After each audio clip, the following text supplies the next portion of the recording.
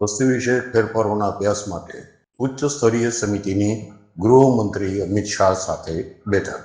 નવી દિલ્હીમાં 1 જુલાઈ 2026ના રોજ વસ્તી વિષયક ફેરફારો પરની ઉચ્ચ સ્તરીય સમિતિએ કેન્દ્રીય ગૃહ અને સહકારિતા મંત્રી શ્રી અમિત શાહ સાથે મુલાકાત કરી હતી.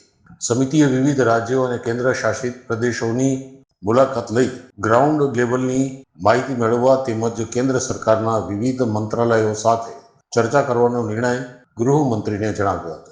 આ માટે વિગતવાર પ્રશ્નાવલી પણ તૈયાર કરવામાં આવી છે. શ્રી અમિત શાહે સમિતિની વ્યૂહરચનાની પ્રશંસા કરી ગૃહ સચિવને તમામ સંભવિત સહાય પૂરી પાડવાનો નિર્દેશ આપ્યો હતો અને સમિતિને વહેલી તકે ભલામણો રજૂ કરવા સૂચન કર્યું હતું. પ્રધાનમંત્રી શ્રી નરેન્દ્ર મોદીએ 15 ઓગસ્ટ 2025ના રોજ હાઈ પાવર ડેમોગ્રાફી મિશનની જાહેરાત કરી હતી. તેના અનુસંધાનમાં ભારત સરકારે ગેરકાયદેસર ઇમિગ્રેશન અને અન્ય અસામાન્ય કારણોસર થતા વસ્તી વિષયક ફેરફારોના અભ્યાસ માટે ઉચ્ચ સ્તરીય સમિતિની રચના કરી છે. જસ્ટિસ પ્રકાશ પ્રભાકર નાવલેકર સમિતિના અધ્યક્ષ છે. સેશન્સ કમિશનર ઉપરાંત શ્રી દુર્ગા શંકર મિશ્રા, શ્રી બાલાજી શ્રીવાસ્તવ અને ડોક્ટર શમિક રવિ સમિતિના સભ્યો છે. સમિતિ વસ્તી વિષયક ફેરફારોનું વૈજ્ઞાનિક મૂલ્યાંકન કરી જરૂરી નીતિ, કાયદાકીય અને વહીવટી ભલામણો કરશે.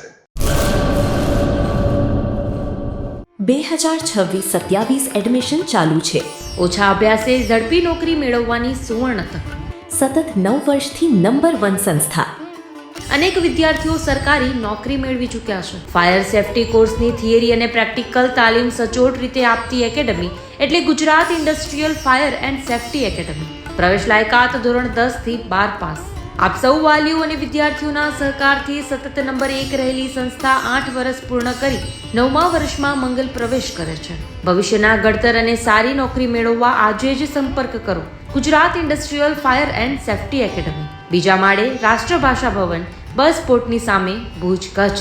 સંપર્ક 9737296001 8155030882.